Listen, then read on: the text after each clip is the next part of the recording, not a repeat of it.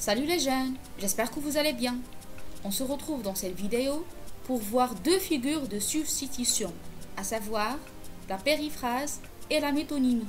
Bonne réception.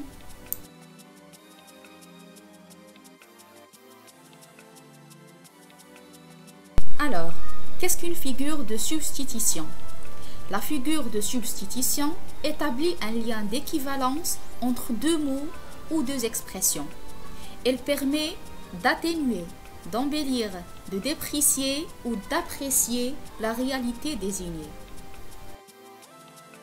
La première figure de substitution par laquelle nous allons commencer est la métonymie.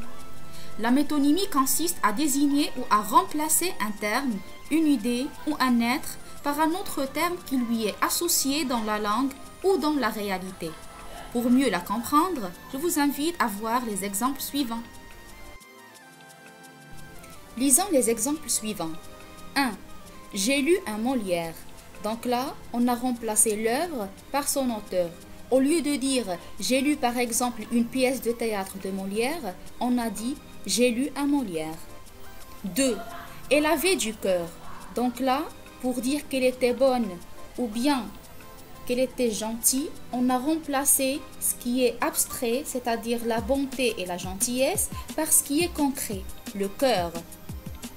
3. Toute la vie dort. Donc là, pour désigner les habitants. 4. La salle applaudit. Donc là, pour désigner les spectateurs. Bien sûr, ce sont les spectateurs qui applaudissent. La deuxième figure de substitution que nous allons voir est la périphrase. La périphrase consiste à dire en plusieurs mots ce qui pourrait être dit en peu de mots et même en un seul mot. Pour mieux la comprendre, je vous invite à voir les exemples suivants. Observons les exemples suivants.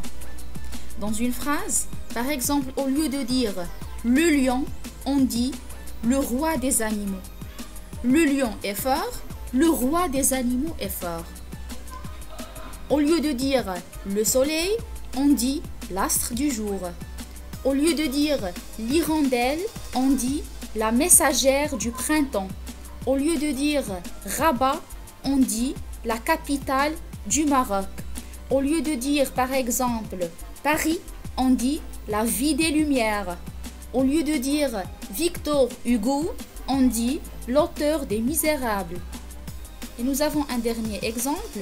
Au lieu de dire Dieu, on dit le créateur de l'univers.